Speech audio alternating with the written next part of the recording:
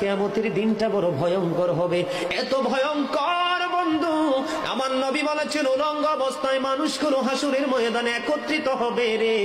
ও বন্ধু, প্রত্যেকের কবর থেকে ওই হাসুরের ময়দানটা কমপক্ষে 50,000 বছরের রাস্তা হবে রে বন্ধু।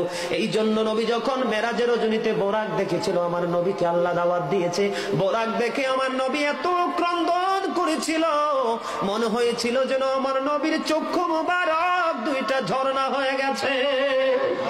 এই যুবক, কাল কিয়ামতের দিন ঘাম এত ঘামবে রে, কেউ মাজা পর্যন্ত, কেউ নাভি পর্যন্ত, কেউ বা আবার পুরো শরীর বন্ধু ঘামের নিচে ডুবে থাকবে, আবার মাথার মগজ টকবক টকবক করে উতরাইতে থাকবে রে।